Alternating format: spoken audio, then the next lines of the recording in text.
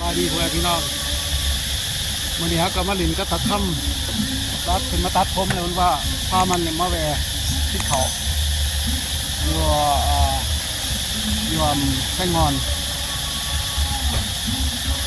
นี่เนาะไส้งอนมานี่ทางงอนเนี่ยพากันมาลินทางงอนที่มันบนทรงผมมาเนี่ยหรอตัดเรียบร้อยตัดทุบมาเพิ่นแหลกเอาไปป้ามาลินป้ามากินมาตัดให้เขาตัดให้มันกับมุมมากนะพูดถือใจแกนี่บาร์เบอร์เฮานี่นะตอนนั้นพูดจะขี่รถมาให้เพื่อนตัดตัดมันมัดมันฮอดผมยาวบ่ไรแล้วนี่คือแบบซักกันเบิ่งกันซักก็ผมเนี่ยสบายใส่หมวกทุกเลยเนี่ยหลายโดนเลยนะผมมีผมเลยหลายแบบตายกันผมหลายอีกช่วงผมอยู่แบบนี้แต่จะไปกินตัดเสร็จแล้วจะไปกินมองไหนเดี๋ยวไปกินมองไหนอยู่ไหนเนาะโอ้บนเสียงจักจันหอนบนจักจันเสียงหอกลายจักจันต้นใหม่ใหญ่งามเลยไปกันไปกินข้าวกันกินในเขาไปในเรือกินเขาสบายดีกันเนาะสบายดีเหรอสบายดีแกnext chapter ได้เนี่ยเรา next chapter ได้เนี่ย start live turn around เนี่ย YouTube เลยขอสวยด้วยมากินข้าวเองนะถ้าแกก็ตั้งกินพายเรืออยู่ในน้ำเนาะโอ้คนลงมาเขากินเขาลงมาแต่เรือกินเขาแล้ว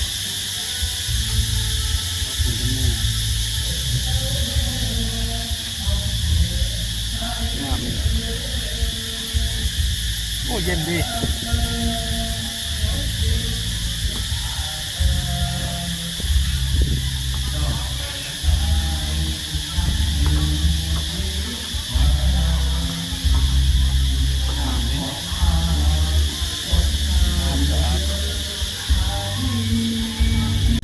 เป็นมา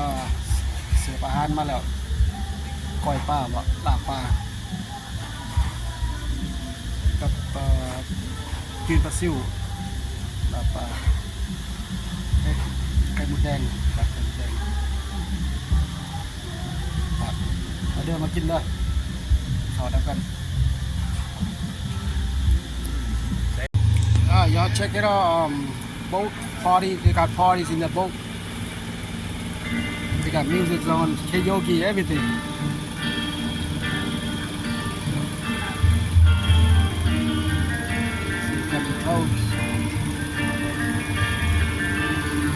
I think they have birthdays going on, birthday party. สาวสวยคนเดียว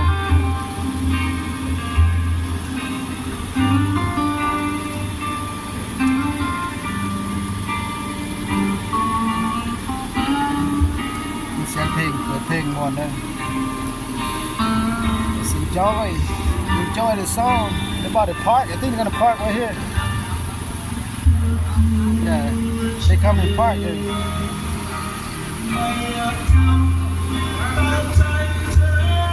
They're coming closer.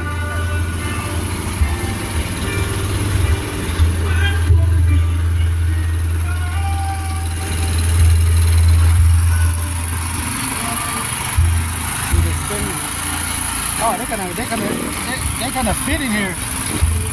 Yeah. See how they park? Yeah. The guy, you know. Yeah, it was tight. Look at how they park. Yeah, you know. Yeah, the boat driving good, isn't it?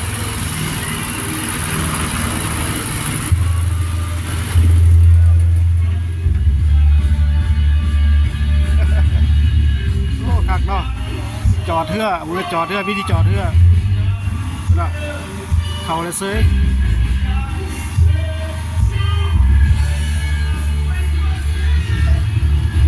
จะไม่จอดอยู่ทั้งแคมเลยคัก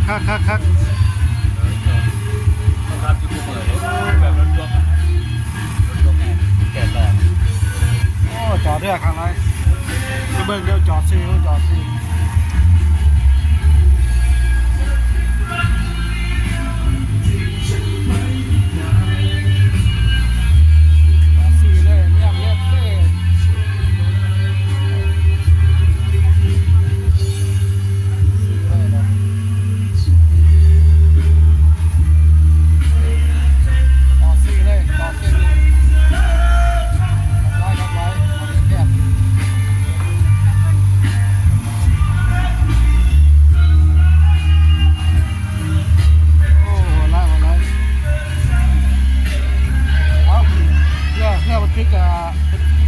กงม่อง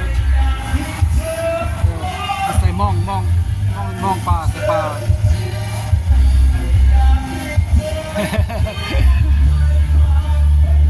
ใส่ม่องถามมันว่าเขาได้ปลาว่าเขาได้ยุ่นว่ะทำโมเห็นจังใดจังโตคนใด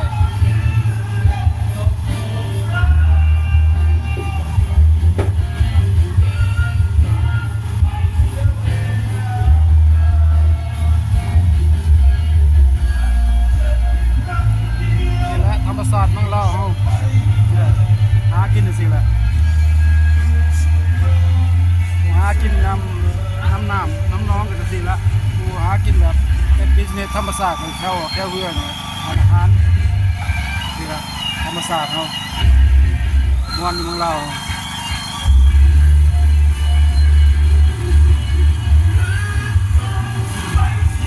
มีหลายคนมาเที่ยวกินข้าวดีหลายบ้านสะงอนทางอนบ้านทางอนน้ำเคิมคนมาเรียนร้ายครับ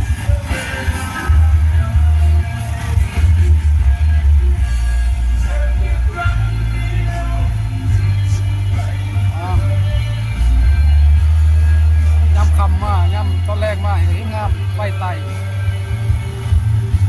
แสงไฟไต่งาม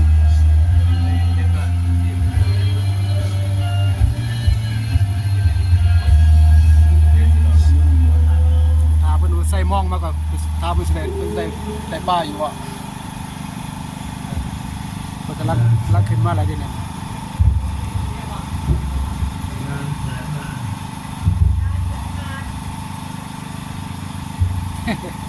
ไปเรือไปกลับไปกลับมาเมื่อยเลย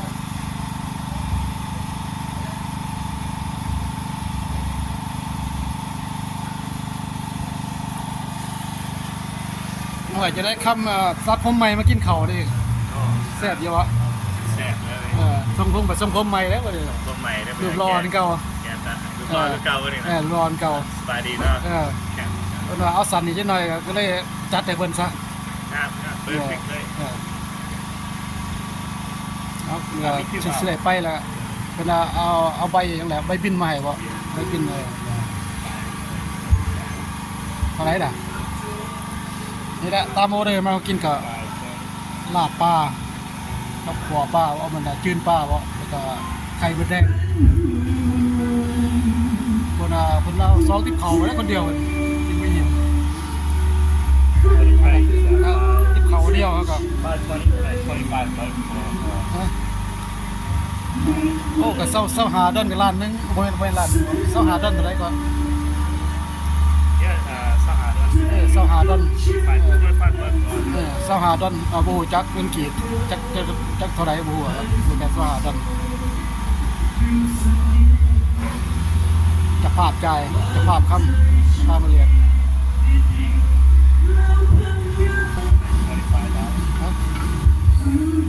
เศร้าหาดอนหาแสนหาแสนหาแสน500,000กีบ500,000กีบเอาเป็นใจ500,000แล้วต้องกินในตัวนี้แล้วนี่เป็นเบียร์2 ขวดเบียร์เหล้ามันตะม่วนสหดอนทายเอาน้ำจังหน่อยก่อนแล้วพวกเราจะไปแล้ว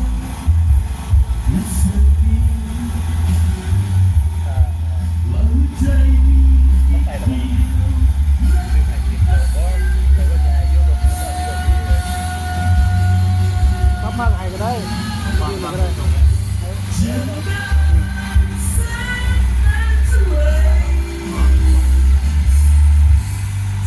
องเขามาจอดเมื่อกี้เนี่ยมาจอดนั่ง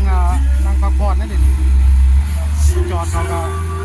หมดกับเก่งนะจอดเขามาจอดแทบจอดเลยเซยน้ำไหลยังจอดเขามาได้เลยทำไร